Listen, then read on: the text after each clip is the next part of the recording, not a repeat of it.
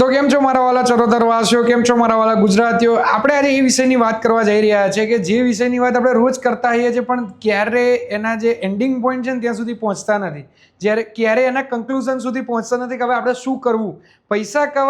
પૈસા કમાવા માટેની દોડ તો આપણે રોજ સવાર ઉઠીને લગાવીએ છીએ, પણ ઇન્વેસ્ટમેન્ટ અને ફ્યુચર પ્લાનિંગ કેવી રીતે કરવો એ આપણને ક્યારે ખબર નથી પડતી, અને જ્યારે ખબર પડે છે ને ત્યારે સમય બહુ નીકળી ગયો હોય છે.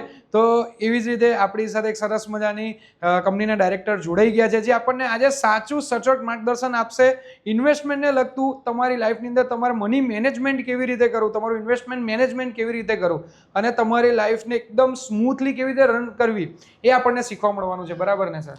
ચોક્કસ પ્રેમલભાઈ. પહેલા તમારું સર ઇન્ટ્રો આપશો. ચોક્કસ. તો મારું પર્ટિક્યુલર ફાઇનાન્શિયલ ફિલ્ડમાં 20થી વધારે વર્ષ થઈ ગયા. એટલે જો મારા ડીમેટ એકાઉન્ટની વાત કરું તો 2000ની સાલમાં મેં મારું પહેલું ડીમેટ એકાઉન્ટ ખોલાવ્યું હતું. એટલે લગભગ 26 વર્ષ થઈ ગયા. આના પહેલાં હું કોટક સાથે હતો અને 2013થી મેં મારી પોતાની કંપની શ્રેય વેલ્થ સ્ટાર્ટ કરી. જનરલી અમારા ફિલ્ડમાં કેવું હોય કે દરેક જણ એક એજન્ટ કે ડિસ્ટ્રીબ્યુટર કે લાઈફ ઇન્સ્યોરન્સની પ્રોડક્ટ વેચવાની કોશિશ કરતો હોય, પણ હું પોતે એવું બિલીવ કરું છું કે દરેક માણસ, જેમ તમે કીધું હમણાં શરૂઆતમાં છે, કે એ યુનિક છે. દરેકની રિક્વાયરમેન્ટ પણ યુનિક છે. તો ટેબલની સામેની કરતાં ટેબલની બાજુમાં બેસીને કોઈ ક્લાયન્ટનું પ્લાનિંગ કેમ ના કરી શકાય, એને કેમ વધારે સમજી ના શકાય, એવા એક અભિગમથી 2013માં મેં શ્રેય વેલ્થની સ્થાપના કરી. લગભગ 13 વર્ષ થયા. અને જેમ તમે ચરોતરવાસીઓનું નામ શરૂઆતથી કીધું, તો ચરોતરે જ આટલો પુષ્કળ પ્રેમ આપ્યો મને. અને 13 વર્ષથી અમે લગભગ 500 જેટલા ફેમિલીની અત્યારે સર્વિસિંગ કરી રહ્યા છે, એનું ફાઇનાન્શિયલ પ્લાનિંગ કરી રહ્યા છે, એને વેલ્થ મેનેજમેન્ટમાં હેલ્પ કરી રહ્યા છે. એના ફ્યુચરના સપનાઓ જો એ સારી રીતે પૂરા કરી શકે, એમાં અમે જે કંઈ હેલ્પ કરી શકીએ અમારા ફાઇનાન્સ નોલેજથી, તો આવું બધું નાનું નાનું કામ અમે કરીએ છીએ. ઓહો, તમે જો પોસિબલ હોય તો એવી કોઈ અમાઉન્ટ બોલી શકશો કે તમે કેટલી વેલ્થ મેનેજ કરી રહ્યા છો અત્યારના સમયમાં? ચોક્કસ. તો અત્યારે લગભગ અમે મ્યુચ્યુઅલ ફંડ અને પોર્ટફોલિયો મેનેજમેન્ટ સર્વિસીસને જોડી દઈએ તો લગભગ 450 કરોડ, એટલે 375 કરોડની એસેટ અમે મેનેજ કરી રહ્યા છીએ. હાર્દિક સરનું નામ તો ઘણી બધા લોકોએ સાંભળ્યું હશે, ઘણા બધા લોકોએ જાણ્યું હશે, રાઈટ ને? કોઈ એવો તમને કે ભાઈ કોઈ એવો એક્સપિરિયન્સ થયો કે જે તમને અત્યાર સુધી યાદ હોય આ 20 વર્ષની જર્નીમાં, જે ફાઇનાન્સને લગતો હોય? ઘણા બધા થયા પ્રેમલભાઈ, કારણ કે અમારું મુખ્ય કામ છે દરેક અલગ અલગ ફેમિલી સાથે જોડાવાનું. સો મારી સાથે એવા ફેમિલી પણ આવ્યા કે જેમના બાળક 5મા 6ઠ્ઠા ધોરણમાં હતો, જેની જર્ની કરાવતા કરતાં કે ભાઈ એમનો પહેલો ગોલ હતો કે ભાઈ 12th સ્ટાન્ડર્ડમાં સારા પર્સન્ટેજ આવે તો મેડિકલ એન્જિનિયરિંગમાં એડમિશન કઈ રીતે લઈશું. આ પ્રશ્ન પત્યો હતો. પછી કીધે કે હવે એને હાયર એજ્યુકેશન કઈ રીતે અપાવીશું, પછી એ યુએસએ જશે તો શું કરીશું, પછી એનું મેરેજ કઈ રીતે કરીશું. તો લગભગ 13 વર્ષમાં એક આખી જર્નીને એક જનરેશન અમે પૂરું કર્યું. તો આ તો ફોર્ચ્યુનેટ ઇવેન્ટ્સ થયા, પણ ઘણા બધા અનફોર્ચ્યુનેટ ઇવેન્ટ પણ બન્યા, કે જેમ કે કોઈનું નાની ઉંમરે એક્સપાયર થઈ ગયા અને એમના જે પ્લાન હતા એ બધા સ્વપ્ન ચકનાચૂર થઈ ગયા. તો એનું જે કંઈ ઇન્વેસ્ટમેન્ટ હતું, ઇન્સ્યોરન્સ હતું, એને બધાને ભેગું કરીને એ જે બહેન પાછળ હતા એને અમે કઈ રીતે હેલ્પ કરી શક્યા. તો આવા સારા પ્રસંગો પણ ઘણા બન્યા છેલ્લા કે 13 વર્ષમાં, અને ઘણા એવા પ્રસંગો બન્યા કે જે દુઃખદ હતા, પણ એને આપણે ઘણી સારી રીતે, કે એમની ફાઇનાન્શિયલ લાઈફ ડિસ્ટર્બ ના થાય. માણસના જવાથી જે કંઈ લોસ થાય, આપણે જોયું કે કોરોના વચ્ચે આવી ગયો 2020, લગભગ દરેક ફેમિલીમાંથી કોઈ એક માણસને ગુમાવ્યું. આ સમયે ઘણા બધાએ નોકરી પણ ગુમાવી, એટલે ફાઇનાન્શિયલ સ્ટ્રગલ પણ આવી. તો આ બંને એરા અમે જોયા. એટલે આમ જોવા જઈએ તો અમે જ્યારે સ્ટાર્ટ કર્યું તો મની ડિવેલ્યુએશન, પછી જીએસટી આવ્યું, નોટબંધી આવ્યું, એના પછી કોરોના આવ્યો, એના પછી રશિયા યુક્રેન. તો નેચરલી એટલા બધા ઇવેન્ટ્સ છેલ્લા 13 વર્ષમાં થયા કે જે સીધા અને આડકતરી રીતે ફાઇનાન્સને શું કરતા હતા, ઇફેક્ટ કરતા હતા. તો એ દરેક પ્રસંગો અમે ધીમે ધીમે એને હેલ્પ કરવાની કોશિશ કરી. ઓહો. અને બીજો એક ક્વેશ્ચન પૂછીશ કે આપણે જ્યારે મધ્ય ગુજરાતની અંદર રહીએ ત્યારે બધા મોસ્ટલી વિદેશ જવાનું પહેલું વિચારતા હોય છે, પ્રેફરન્સ આપતા હોય છે. એટલે આની અંદર આપણે 2 ક્વેશ્ચન કરી શકીએ કે કોઈને પ્લાન કરવું હોય કે ભાઈ મારે 21 કે 22 વર્ષની ઉંમરે વિદેશ જવું છે, તો એના માટે ફાઇનાન્સનો પ્લાનિંગ ક્યાંથી કરાય? અને જે છોકરો વિદેશ અત્યારે રહેતો હોય, એ થોડું કમાતો હોય, અર્ન કરતો હોય, થોડું ઘરે પણ મોકલતો હોય, હવે એને એવી ઈચ્છા છે કે મારે ઇન્વેસ્ટમેન્ટ કરવું છે, તો એ મોસ્ટલી અત્યારે બહુ કન્ફ્યુઝન હોય છે કે અમે શું કરી શકીએ ઇન્વેસ્ટમેન્ટની અંદર. તો બંને પ્રશ્નો બહુ જ વ્યાજબી છે. અને આપણે પહેલા પ્રશ્નથી શરૂઆત કરીએ કે જે પ્રશ્નમાં તમે પૂછ્યું કે ભાઈ, તો પહેલો પ્રશ્ન આઈ થિંક પેરેન્ટ્સ માટે છે, રાઈટ? હા. કે ભાઈ મારે મારા બાળકને વિદેશ મોકલવું છે, ઓસ્ટ્રેલિયા, ન્યૂઝીલેન્ડ યા ફિર અમેરિકા, કેનેડા, તો કઈ રીતે પ્લાનિંગ કરવું? તો આમાં જે સૌથી અગત્યની વસ્તુ એ છે કે આપણો રૂપિયો ઘસાઈ રહ્યો છે. હા. સો અત્યારે તમે જે પ્લાનિંગ કરો છો કે ભાઈ જે અત્યારે જતું હશે તો 35 થી 40 લાખ રૂપીસ પર એનમ જેવો મોટા મોટી એક્સપેન્સીસ થતો હોય છે. પણ જો તમારો સન કે ડોટર 8 થી 10 વર્ષ પછી યુએસએ કે યુકે જવાના છે તો એ વખતે આ 40 લાખનો ખર્ચો નહીં થાય. એ વખતે આ એમાઉન્ટ ઘણી મોટી થઈ જશે. જો ઘણા બધા લોકો આ વસ્તુને સમજવામાં થાપ ખાઈ જાય છે, જેને અમારી ભાષામાં અમે ઇન્ફ્લેશન કે મોંઘવારી કહીએ. તો આ બંને પોઈન્ટ બહુ ઇમ્પોર્ટન્ટ છે કે ઇન્ફ્લેશન અને બીજું મની ડિવેલ્યુએટ થવું. ત્રીજું જે ઘણા લોકો આ બહુ પર્સનલ બાબત છે અને પર્સનલ ફાઇનાન્સને લગતી છે અને દરેકે બહુ સમજવાની વસ્તુ છે કે મારા સન કે ડોટર છે એની રુચિ શેમાં છે. રાઈટ, કે એને મેડિકલ સાઇડ પર જવું છે, એન્જિનિયરિંગ સાઇડ પર જવું છે, કમ્પ્યુટર સાઇડ પર જવું છે, કોઈ અલગ સાઇડ પર જવું છે. પણ લોકો આ વસ્તુને પણ ઘણીવાર શું કરતા હોય, અવગણતા હોય કે ઇગ્નોર કરતા હોય કે ભાઈ મને ખબર નથી પણ મને 50 લાખ ભેગા કરવા. હવે અમારા જ એક મિત્રનો સન છે, એ બહુ સારું ક્રિકેટ રમે છે, તો એ અંડર 15 રમે છે ને ઇઝ અર્નિંગ. રાઈટ, તો હવે એને શોખ ક્રિકેટનો છે ને હવે આપણે કેમ્બ્રિજ યુનિવર્સિટીમાં ભણાવવાના શું જોતા હોઈએ, ઘણીવાર સપના જોતા હોઈએ. સો ફોરેન મોકલો, કોઈ પ્રોબ્લેમ નથી, ઘણી સારી વસ્તુ છે. પણ પહેલાં તમારા દીકરા દીકરીને પૂછો કે એની શું ઈચ્છા છે. અને આપણે તો ડેફિનેટલી પ્રિપેર થવાનું છે. માનો કે 12th પછી એણે કીધું કે નહીં મને તો યુએસએ જવું છે, તો એઝ અ પેરેન્ટ આપણી જવાબદારી બને છે કે આપણે ફૂલ્લી પ્રિપેર્ડ હોઈએ.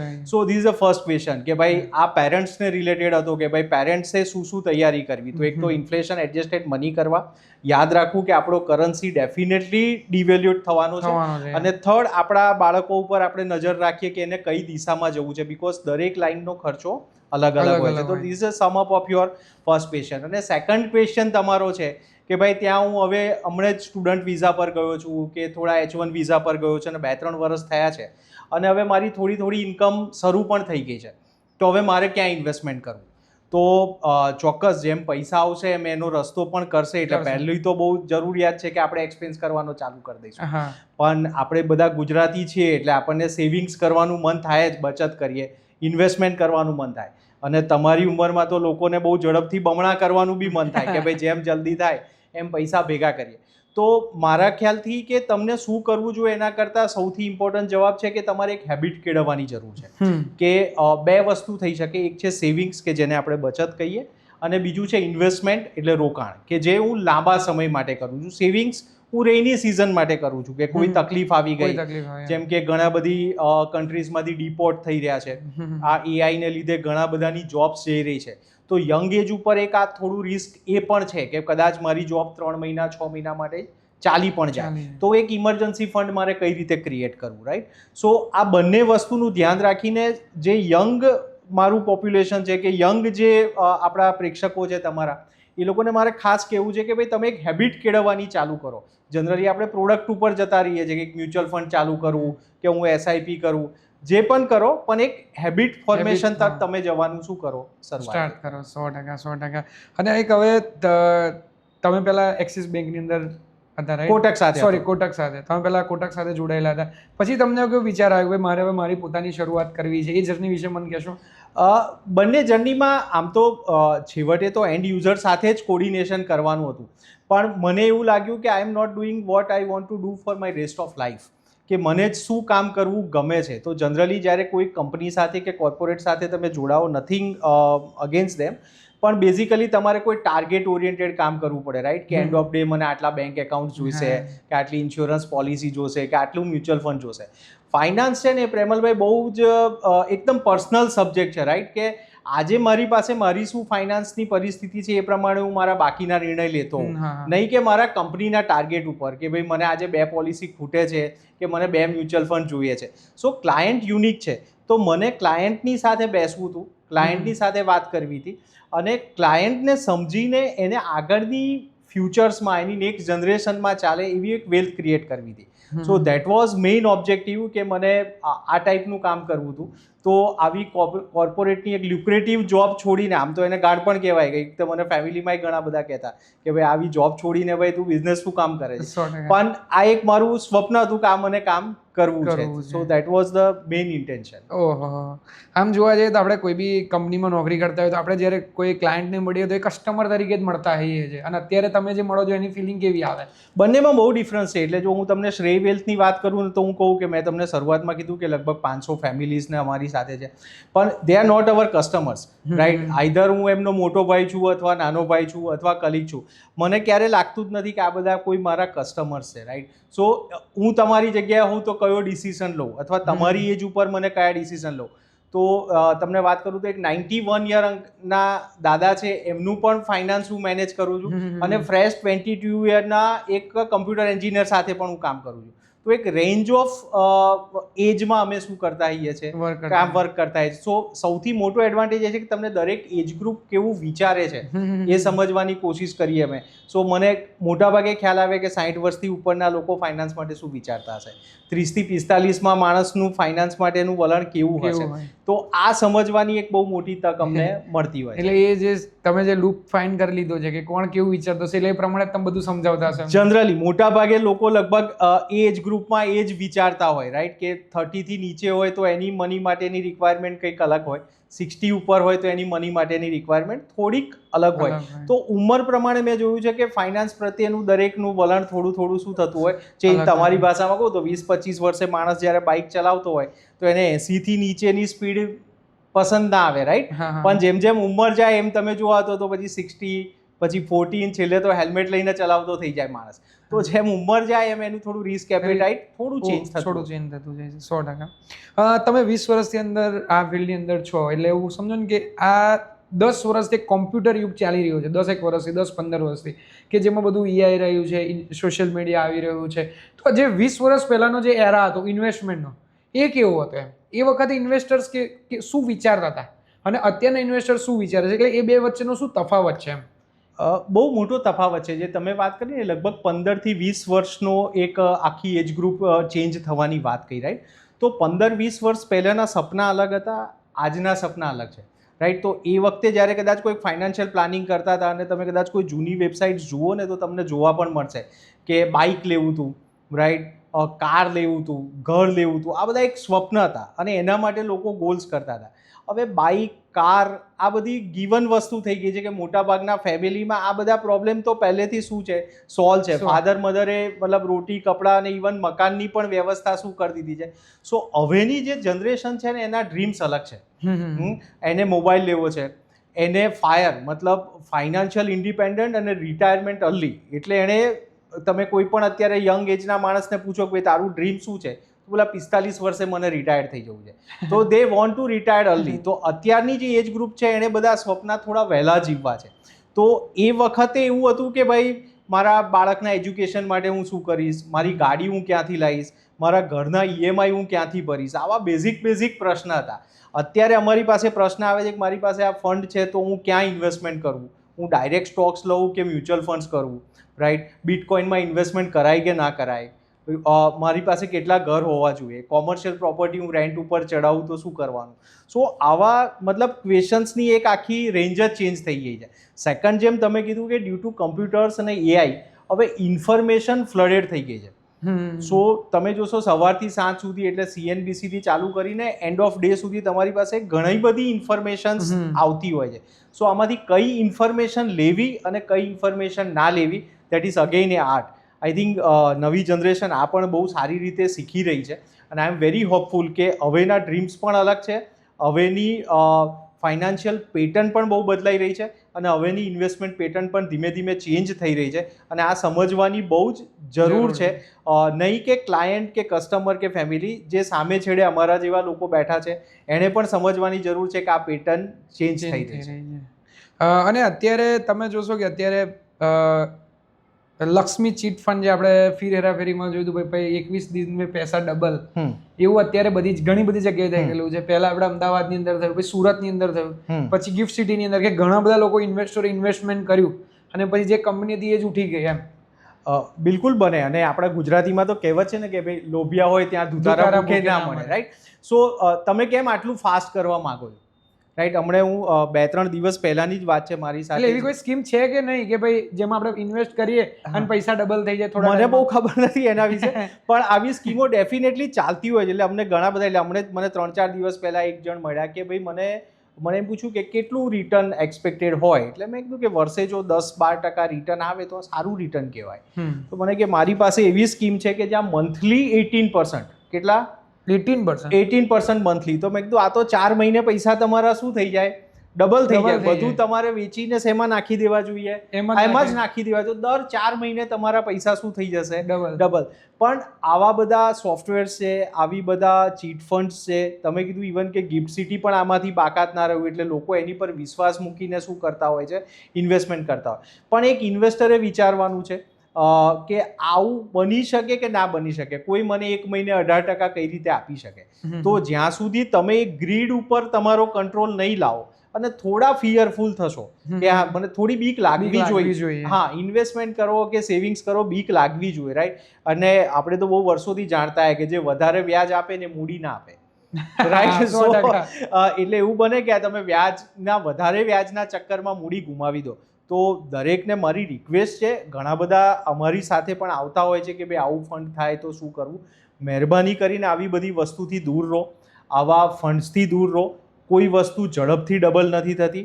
દરેક પૈસાને વધવા માટેનો એક સમય છે, એને પૂરતો સમય આપો. ઉતાવળે આંબા ન ભાંગે. તો સર કોઈ બી વ્યક્તિ હોય કે જેની પહેલી સેલેરી આવે છે, સ્ટાર્ટ કરે છે જોબ, યંગસ્ટર 22 વર્ષ કે 23 વર્ષની ઉંમરે, ત્યારે ઇન્વેસ્ટમેન્ટ માટેના કયું પગથિયું પહેલું ભરવું પડે? તો આ છે ને બહુ જ અગત્યનો પ્રશ્ન છે ને ઘણા બધા લોકો આ મિસ કરતા હોય. એટલે સપોઝ જ્યારે મેં મારી કરિયરની સ્ટાર્ટ કરીને મારી પહેલી સેલેરી આવી તો પપ્પાએ એવું કીધું હતું કે LICની પોલિસી તું લઈ લે. જે આ વસ્તુ જે છે ને એ કદાચ યંગ જનરેશન કે યુથને હવે અપીલ ના કરે કે ભાઈ હું શું કામ LICની પોલિસી લઉં કે જે 60 વર્ષે શું થશે મને મળીને આવશે જ્યારે મેચ્યોર થશે. પણ હું જે યંગ પીપલ હોય, જે તમારા જેવા લોકો છે કે જેણે હમણાં અર્નિંગ કરવાનું સ્ટાર્ટ કર્યું છે, તો એવું કહેતો કે પહેલા 5-6 મહિના થોડા પૈસા વાપરી નાખો. તો એટલે તમને એના માટેનું એક થોડું જે સેવિંગ્સ માટે બેરિયર છે તૂટી જાય. કે ભાઈ સપોઝ મને એક મોબાઈલ ફોન લાવવો છે, કે મને થોડા ક્લોથ્સ લાવવા છે, કે મને કોઈ સારી હોટલમાં ફરવું છે, કે ક્યાંક ટૂર કરવી છે, કરી લો. આના પછીનો ગોલ્ડન રૂલ છે, અને એક આ ગોલ્ડન રૂલ તમને આપું છું કે 40-30-30. સો તમારી જે કંઈ પણ ઇન્કમ હોય એના 40% તમે સ્પેન્ડ કરી શકો. કે સપોઝ કોઈ માણસ 50,000 રૂપિયા કમાય છે તો 20% એ શું કરી શકશે, 40% એટલે કે 20,000 રૂપિયા એ શું કરી શકશે, એના માટે વાપરી શકે છે. 30%ના તમે EMI લઈ શકો છો ઇફ યુ આર યંગ. હું EMI પર પાછો આવીશ. અને 30% તમને શું કરવાનું છે, ઇન્વેસ્ટમેન્ટ કરવાનું છે. તો 40% તમે વાપરો, 30%ના તમે EMI ચલાવી શકો, અને 30% તમારે શું કરવાના છે, ઇન્વેસ્ટમેન્ટ કરવાના છે. હવે પ્રોબ્લેમ થાય 30% EMI તો શું, તો હું શું લઉં? તો EMI એટલે કે લોન. તો લોન 2 ટાઈપની હોય, one is good loan, one is bed loan. તો તમે જે કઈ વસ્તુ કોઈક એસેટ ક્રિએટ માટે લઈ રહ્યા છો, મતલબ કે હું ઘર બનાવી રહ્યો છું, રાઈટ, અથવા કોઈ મારા બાળકોના એજ્યુકેશન માટે હું કોઈ લોન લઈ રહ્યો છું, તો ઇટ ઇઝ વેરી ગુડ, આ ઇન્વેસ્ટમેન્ટ છે. તો આને હું EMI ગણીશ. પણ તમે મોબાઈલ ફોન લઈ આવ્યા છો EMI ઉપર, કે તમે યુરોપ ટૂર ઉપર જાઓ છો, કે ગાડી તો ડેપ્રિશિએટિંગ વેલ્યુ છે, રાઈટ, કે તમે એની પર પણ કાર લોન પણ હજુ અમે થોડી એલાઉ કરતા આવીએ છીએ. પણ બેઝિકલી હોમ લોન અને એજ્યુકેશન લોન આને અમે ગુડ લોન તરીકે કન્સિડર કરતા આવીએ છીએ. બાકી બધી લોન લેવી પડે તો લો, પણ જેમ બને એમ ઝડપથી એને શું કરી દો, પૂરી કરી દો. સો 40-30-30, 40%માં તમે તમારા પાછળ એક્સપેન્સ કરો, 30% તમે EMI લો કે જેની પર તમે બને એટલા ગુડ EMI લો, અને 30%નું તમે શું કરો, ઇન્વેસ્ટમેન્ટ કરો. જો આ ગોલ્ડન રૂલ તમે નેક્સ્ટ 15 યર્સ માટે પણ ફોલો કરશો ને, તો પોસિબલ છે કે નેક્સ્ટ 15 to 20 યર્સમાં તમે રિટાયરમેન્ટની બહુ જ નજીક પહોંચી ગયા છો. ઓહો. અને અત્યારે આ EMI થી મને યાદ આવ્યું કે અત્યારે બધા લોકો EMI ટ્રેપની અંદર ફસાઈ રહ્યા છે. તમે જે પહેલાં કહ્યું કે 20 વર્ષ પહેલાં જ્યારે બાપ દાદા હતા ને તો એ લોકો ઘર લેવા માટેનો પ્લાન કરાતા હતા, 2 વ્હીલર માટેનો પ્લાન કરતા. અત્યારે સિસ્ટમ એટલી ઇઝી થઈ ગઈ છે કે ભાઈ અત્યારે ખિસ્સામાં પૈસો નથી ને તો બી હું EMI પર જઈને બાઇક લઈ જઈશ, મારી ઇન્કમ એટલી નથી તો બી હું આજે કંઈક ને કંઈક લઈ જઈશ. એક ટ્રેપ થઈ ગયું છે. અને એક માર્કેટમાં સિચ્યુએશન જ એવી છે, એનું એડવર્ટાઇઝમેન્ટ બી એટલું થઈ રહ્યું છે બધી જગ્યા પર કે 0 ડાઉન પેમેન્ટ પર આ લઈ લો, 0 ડાઉન પેમેન્ટ પર આ લઈ લો. તો એના માટે તમે શું કહેવા માંગશો યુથને? જો યુથને આમાં કોઈ રોકી નહીં શકે, રાઈટ, કારણ કે આ ઘણીવાર, એટલે હવે તો તમે તો સોશિયલ મીડિયાના એક્સપર્ટ છો ને સોશિયલ મીડિયા પર છવાયેલા છો, તો ઘણા બધા લોકો સોશિયલ મીડિયા જોઈને પણ મન થાય કે આ હોટલમાં જઈ આવીએ, કે આ વસ્તુ અમે ખરીદી લઈએ, આવું બને. અને આમાં કંઈ ખોટું પણ નથી, રાઈટ, કે દરેકને એક ટેમ્પટેશન હોય કે આ લે. પણ એ લોકોને ખાલી એક જ રિક્વેસ્ટ છે કે જો તમે આનો જેટલો EMI ઊભો કરો ને એટલું જ તમારે ઇન્વેસ્ટમેન્ટમાં એડ કરી દેવાનું. ચલો તમને એક એક્ઝામ્પલ આપું કે તમને 1 લાખ રૂપિયાની વોચ ગમી ગઈ અને તમને લેવી જ છે, અને એ એવું કહે છે કે ભાઈ આનો તમને 8,000નો હું EMI કરી આપું છું નેક્સ્ટ 14 કે 15 મંથ્સનો, રાઈટ. તો તમે જોડે એક 8,000ની એસઆઈપી સ્ટાર્ટ કરી દો, Okay. અથવા 8,000ની એક રિકરિંગ ડિપોઝિટ સ્ટાર્ટ કરી દો, તો તમે એલિજિબલ છો આ EMI 8,000ની ઈએમઆઈ માટે. Okay. તમને લાગે છે કે ના હું 16,000 દર મહિને નહીં બચાવી શકું, તો તમને એ વોચ લેવાનું નથી અથવા એ મોબાઈલ લેવાનો નથી. તો બધા જ ખર્ચા એલાઉ, સબ્જેક્ટ ટુ કે એટલા જ ઈએમઆઈ જેટલો તમે એક ઇન્વેસ્ટમેન્ટ શું કરી લો. પણ મોટાભાગે આ કેવું સહેલું છે, આવું થતું નથી. માણસ ટ્રેપમાં ફસાતો જાય છે, બીકોઝ ક્રેડિટ કાર્ડ પણ એક એવી વસ્તુ છે કે જે કંઈ એમાઉન્ટ તમારી હોય એમાં એ લોકો એક મિનિમમ આપતા હોય કે ભાઈ આજે તમારું 50,000નું બિલ આવ્યું, પણ તમે એક કામ કરો 1,500 કે 2,000 રૂપિયા ભરી દો, બાકીના બધા ઉપર અમે ઇન્ટરેસ્ટ લઈશું. એટલું હેવી ઇન્ટરેસ્ટ લે છે, ઘણીવાર 15, 18, 20% સુધીનું ઇન્ટરેસ્ટ હોય છે કે એના જ ટ્રેપમાં માણસ શું થતો જાય છે, ભરાતું જાય. હમણાં એક મેં કોર્પોરેટમાં જોબ કરતા માણસ, બહુ સારી સેલરી માણસને આમાં ટ્રેપ થતા મેં શું થયેલો છે જોયું છે કે ભાઈ એક ક્રેડિટ કાર્ડનું બિલ ભરવા માટે એણે બીજું ક્રેડિટ કાર્ડ, બીજા ક્રેડિટ કાર્ડ માટે એણે ત્રીજું ક્રેડિટ કાર્ડ. મહેરબાની કરીને આ ચક્કરમાંથી તમે બહાર આવી જાઓ. કોઈ પણ ભાઈબંધ કે ફેમિલી મેમ્બર્સની મદદ લઈને એકવારની આ લોનને તમે શું કરી દો, રીપે કરી દો. 15-18%ની લોન તમે ક્યારેય રીપે નહીં કરી શકો ઇન્ટરેસ્ટ કે ઈએમઆઈથી, રાઈટ. સો તમારા ક્વેશ્ચનનો ફરીવાર જવાબ કે તમે ચોક્કસ ઘડિયાળ પણ ખરીદી શકો છો મોંઘી, તમે ફરવા પણ જઈ શકો છો, તમે મોબાઈલ ફોન પણ લઈ શકો છો, પણ એટલા જ ઈએમઆઈનું બીજું તમારે શું કરવાનું છે, ઇન્વેસ્ટમેન્ટ કરવાનું છે. ઓહો, હવે એક બીજો ક્વેશ્ચન પૂછીશ કે જે અત્યારે મારા માઇન્ડમાં આવી રહ્યો છે કે ભાઈ મારા 25 વર્ષ થયા છે અને મારો પ્લાન એવો હોય કે 25 વર્ષના સમયે કોઈ યુથ હોય એને કેવી રીતે પ્લાન કરવો જોઈએ, એનો ફાઇનાન્શિયલ પ્લાન કેવી રીતે કરવો જોઈએ, એના શું સ્ટેપ હોઈ શકે? સો આનો મેઇન ઇમ્પોર્ટન્ટ છે કે તમારા નાના નાના ગોલ્સને તમે સમજી લો. અને 2 ટાઈપના ગોલ છે, એક છે તમારા શોર્ટ ટર્મ ગોલ અને બીજા છે તમારા લોંગ ટર્મ ગોલ. તો પ્રાયોરિટાઇઝ કરી નાખો તમે કે તમને શોર્ટ ટર્મ ગોલ્સ પૂરા કરવાના છે કે તમારો ઇમ્પોર્ટન્ટ ગોલ કયો છે. સપોઝ શોર્ટ ટર્મ ગોલ છે કે મને એક ઘર લેવું છે 4 BHK કે 5 BHK, તો આ એક તમારું ડ્રીમ હોમ છે કે જે તમે ચેસ કરવા માંગો છો. સેકન્ડ તમારું ડ્રીમ છે કે ભાઈ મને રિટાયરમેન્ટ કરવું છે, મારે ઝડપથી રિટાયરમેન્ટ કરવું. તો આ બંનેની ગોલની કેપેસિટી અલગ છે, બંનેના ગોલની વાત કે ડિસ્કશન અલગ છે. તો આ બંનેને સમજો, કેટલો ઈએમઆઈ તમે એફોર્ડ કરી શકો છો. ઘણીવાર શું થતું હોય કે કોઈ ગોલની પાછળ જવામાં તમે સ્ટ્રેસમાં આવી જતા હો. 100%. હા, કે તો હું જનરલી એવું કહેતો હોઉં યંગ એજ ઉપર કે તમારી 25 યરની એજ છે ને તો 2 BHK લઈ લો. જ્યારે અને દર 5 વર્ષે એક BHK વધારતા જાઓ, તો મતલબ 30 એ 3 BHK કરો, 35 એ 3 BHK કરો, 40 એ 4 BHK કરો. પણ જનરલી શું થતું હોય કે 25 એ માણસ 4 BHK શું કરવા માટે, સો 4 BHK નો ઈએમઆઈ એટલો બધો આવે કે એના ભારમાં એને જે 25 થી 40 યર્સની જર્ની જોવાની છે, જે એન્જોય કરવાનું છે, એન્જોય એ કરી શકતો નથી.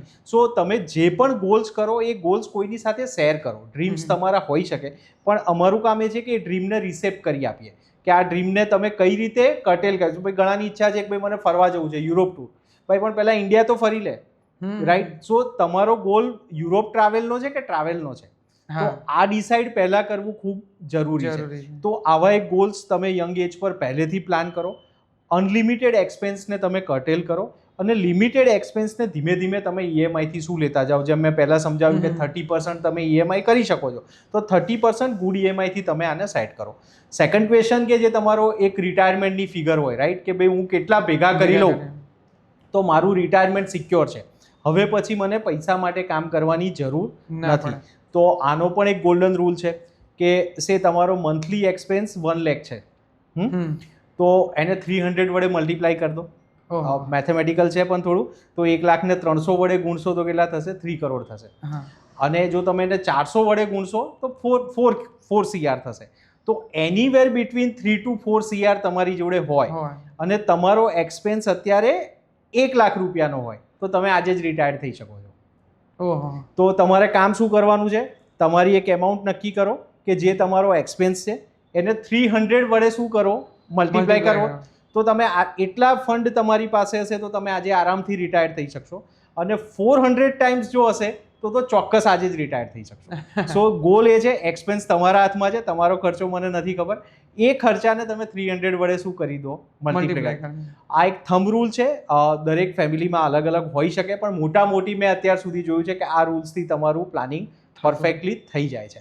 પણ આ 3 CR પતી ગયા પછી કામ બંધ નથી કરવાનું, એને પણ એક ઇન્વેસ્ટમેન્ટ કરવાની પેટર્ન છે જેને તમારે યાદ રાખવાની છે. મેં એવું હમણાંના બહુ વિડીયો જોયા છે, આ એક 15 દિવસમાં રિસર્ચ કરતો હતો ત્યારે મેં વિડીયો જોયો કે ભાઈ જો તમારી જોડે 3 કરોડ રૂપિયા હોય તો લાઈફ ટાઈમ સુધી તમે એ પતે જ નહીં એમ એ રીતે આખું ઇન્વેસ્ટમેન્ટ 1.5 કરોડ રૂપિયા આપણે મ્યુચ્યુઅલ ફંડની અંદર નાખી એટલે એસઆઈપી બેઝની અંદર નાખી દઈએ, બીજા 1.5 કરોડ છે એ આપણે એફડીની અંદર નાખી દઈએ, પછી એનું દર મહિને જે પ્રમાણે વ્યાજ આવતું હોય છે એફડીની અંદરથી એ આપણે યુઝ કરીએ અને પેલા જે છે મ્યુચ્યુઅલ ફંડની અંદર એ રાખી મૂકે. એ રીતનો બી એક પ્લાન છે કે જે લાઈફ ટાઈમ એ પતે જ નહીં એમ. તો ચોક્કસ તમે સારા વિડીયોઝ જોઈ રહ્યા છો મારા ખ્યાલથી કે એનાથી તમને એક મતલબ આ નોલેજ વધારવાની અને એક બહુ જ સારી વસ્તુ આ જે વિડીયોઝ તમે કીધું એમાં બતાવવામાં આવી છે અને અમે ઘણીવાર રિયલ પ્લાનિંગ આનાથી કરેલું છે. તો આપણે ફરી પહેલાં એક્ઝામ્પલ જતા રહીએ કે કોઈનો 1 લાખનો એક્સપેન્સ છે અને એને 3 કરોડ રૂપિયા ભેગા કરી લીધા.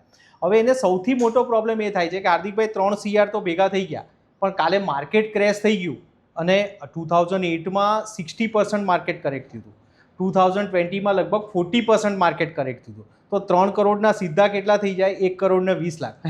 તો મારા 3 કરોડ ભેગા કર્યા પછી જો માર્કેટ ક્રેશ થઈ ગયું તો શું કરીશું? તો જે તમે કીધું એ થિયરી ત્યાં કામ આવે, જેને અમે અમારી લેંગ્વેજમાં 3 બકેટ સ્ટ્રેટેજી કહીએ છીએ. સો 3 બકેટ સ્ટ્રેટેજી કઈ કરે કે ફર્સ્ટ બકેટ અમે લિક્વિડ ફંડ્સથી બનાવતા હોઈએ કે જ્યાં આગળ આપણને ઇન્ફ્લેશન એડજસ્ટેડ રિટર્ન મળી જાય, એટલે અરાઉન્ડ 6%ની આજુબાજુમાં આપણને શું મળે? રિટર્ન મળે. સેકન્ડ બકેટ અમે હાઇબ્રિડ કાઇન્ડ ઓફ ફંડથી બનાવતા હોય કે જ્યાં આગળ ઇક્વિટી અને ગવર્મેન્ટ સિક્યોરિટીનું અમે શું કરી લઈએ? કોમ્બિનેશન કરીએ. અને થર્ડ બકેટ છે જે તમે કીધું એમ ગ્રોથ ફંડ, એટલે કે જ્યાં આગળ તમારા હાયર ઇક્વિટી એક્સપોઝર અને રિસ્ક લેવાની ત્યાં આગળ અમે શું કરીએ? કોશિશ કરીએ. તો આ જે ફર્સ્ટ બકેટ છે એ નેક્સ્ટ 100 મંથ સુધી ખાલી ના થાય એવી કોશિશ કરીએ. સો 100 મંથ મતલબ મોટા મોટી 8 થી 9 વર્ષ સુધી એ પૈસા તમારા શું થઈ રહે? ચાલ્યા કરે. ત્યાં સુધી તમારી સેકન્ડ ને થર્ડ બકેટમાં એક સારું રિટર્ન ભેગું થયું હશે. સેકન્ડ બકેટમાં જે કંઈ ગ્રોથ થયો હશે એને ઉચકીને તમે ફર્સ્ટ બકેટમાં લાવો, થર્ડ બકેટમાં જે ગ્રોથ થયો છે એને તમે સેકન્ડ બકેટમાં. તો આવું તમે કરશો તો તમારો 3 કરોડનો એક્ઝામ્પલ લઈએ તો 3 કરોડમાંથી 1 કરોડ અમે લિક્વિડ ફંડમાં મૂકી દઈશું અને તમારો જો એક્સપેન્સીસ 1 લાખનો છે તો 100 મહિના સુધી આ ફંડ તમારું ચાલ્યા કરશે. આને માર્કેટ સાથે કોઈ લેવા દેવા છે નહીં. તો તમે 100 મંથ સુધી બાકીના 1 કરોડ અમે હાઇબ્રિડ ફંડમાં નાખીશું અને 1 કરોડ પોસિબલ છે કે અમે ગ્રોથ એટલે ઇક્વિટી અને આની સાથે રાખીશું. અગેઇન જ્યારે હું કહું છું તો ઇક્વિટી અને મ્યુચ્યુઅલ ફંડ કહું છું તો એ સબ્જેક્ટ ટુ માર્કેટ રિસ્ક છે. દરેકનો રિસ્ક એપેટાઇટ અલગ અલગ હોઈ શકે. આ કોઈ રેકમેન્ડેશન નથી આસો ઉપર. તો આ જે 1 લાખ રૂપિયા છે તમે 8 વર્ષ સુધી માર્કેટની સામે જોયા વગર તમે આરામથી ચલાવી શકો. ત્યાં સુધી આ બાકીના 1 કરોડની વેલ્યુ શું થઈ ગઈ હશે? વધી ગઈ હશે. સો મોસ્ટલી અત્યારે ઇન્ડિયામાં એવું કહેવાય કે 3 કરોડ એટલે 3 કરોડનું જો આપણે 7% તરીકે પણ ઇન્ટરેસ્ટ ગણીએ 7-8%, તો મંથલી તમને 2 લાખ રૂપિયા આવતા હોય. તો ઇવન મુંબઈ જેવા સિટીમાં પણ તમે 2 લાખ રૂપિયા પર આરામથી જીવી શકો. સો 3 CR as of now magic figure છે ઇન્ડિયા માટે. જોરદાર. અને દરેક વ્યક્તિને કે જ્યારે ઇમરજન્સી ફંડ હોય, આમ તો મોસ્ટલી બધા ઇન્વેસ્ટમેન્ટ તરફ વળી રહ્યા છે. ઘણા પહેલાં એક માઇન્ડસેટ એવું હતું કે બધા એફડી કરીએ, બધા આપણા બાપ દાદા કે ભાઈ એફડીમાં જ આપણે પૈસા રોકીએ તો આપણું સેફટી બી ગણાય. અત્યારે બધા ઇન્વેસ્ટમેન્ટ કરીએ છે, પાછા પોતાના પર્સનલ ખર્ચા પણ એટલા બધા હોય છે. તો દરેક વ્યક્તિ ઇમરજન્સી ફંડ રાખવું જોઈએ તો કેટલું રાખવું જોઈએ? એની અમાઉન્ટ કેટલી હોવી જોઈએ કે ઇમરજન્સી ફંડ આપણને ક્યારે કામ લાગે? હા, તો ઇમરજન્સી ફંડ તો રાખવું જ જોઈએ. તો આ તો સૌથી પહેલી વાત છે અને દરેક બેઝિક વસ્તુ છે ને દરેક જણે આ શીખી લેવાની જરૂર છે કે ઇમરજન્સી ફંડ હોવું જોઈએ. નોટબંધી પછી ઘણી બધી સાડીઓમાંથી આ જે રોકડા પડ્યા રહેતા હતા આપણા ઘરોમાંથી એ નીકળી ગયા, રાઈટ? કે 500, 1000, 2000ની નોટો આપણા ઘરોમાં આપણે ખ્યાલ છે કે લોકો સાચવીને રાખતા હતા. ખાસ કરીને ઘરની ગૃહિણીઓ છે, સ્ત્રીઓ છે, માતાઓ છે, આ પૈસાને સાચવીને રાખતી હતી કે ભાઈ કંઈક ઇમરજન્સી આવી ગઈ, મેડિકલ આવી ગયું તો આ પૈસા આપણને કામ આવતા હતા. પણ હવેનો નિયમ એવો છે કે મારી પાસે ક્રેડિટ કાર્ડ છે, યુપીઆઈ છે, હું કોઈને QR કોડ મોકલી દઈશ, મારો ભાઈબંધ મને ફંડ આપી દેશે, તો હું એ ફંડ રાખતો નથી. પણ ગોલ્ડન રૂલ એવો છે કે જો તમે બિઝનેસમાં છો તો તમારા જે બિઝનેસ એક્સપેન્સ છે એના 6 મંથ્સનો તમારી પાસે શું હોવો જોઈએ? ઇમરજન્સી ફંડ ઓલવેઝ રેડી હોવું જોઈએ. સપોઝ તમારા બિઝનેસનો ખર્ચો પર મંથ 2 લાખ રૂપીસ છે તો 12 લાખ રૂપિયા તમારા ઇમરજન્સી ફંડમાં હોવા જોઈએ. અને જો તમે સેલેરાઇડ છો તો અગેન 6 to 9 મંથ કે સપોઝ તમારી સેલેરી 1 લાખ રૂપીસ છે તો 6 થી 9 મહિના તમારા ઇમરજન્સી ફંડના હોવા જોઈએ કે આ ગાળાની અંદર તમે લોકો એક બીજી જોબને શું કરી શકો? શોધી શકો. આપણે કોવિડ જેવો સમય ભાઈ જોયો છે કે 3 થી 4 મહિના આપણે બધા ઘરે હતા. હા, અને તો પણ બિઝનેસ તો ચાલતો હતો. તો એ એક્સપેન્સ તો જે હતા એ હતા કે ભાઈ ઓફિસનું રેન્ટ હોય એ જતું હોય, એમ્પ્લોઈઝનું સેલરી હોય એ જતું હોય, રાઈટ. તો તેજી મંદી આવવાની છે આપણને ખબર છે, પણ સમહાઉ આપણે આપણી ઇમરજન્સી ફંડથી દૂર ભાગ્યા છે. સો આ તમારા માધ્યમથી હું બધાને કહેવા માંગીશ કે ઇમરજન્સી ફંડનું હંમેશા પ્લાન કરો અને ઓલવેઝ લિક્વિડ રાખો. T+1 મતલબ આજે હું કહું તો કાલે પૈસા મને શું થઈ જવા જોઈએ, મળી જવા જોઈએ. તો આવા લિક્વિડ ફંડમાં પ્લીઝ તમે શું કરો, ઇન્વેસ્ટ કરો. ઘણા બધા લોકો એવું પણ કરતા હોય છે કે આને સ્ટોક માર્કેટમાં કે એવા મ્યુચ્યુઅલ ફંડ્સમાં રોકી દેતા હોય કે લિક્વિડ ફંડની વેલ્યુ પણ અરે તમારા ઇમરજન્સી ફંડની વેલ્યુ પણ શું થતી જ હોય, ઘટી જતી હોય. તો એવું પગલું ક્યારેય ન લેવું જોઈએ.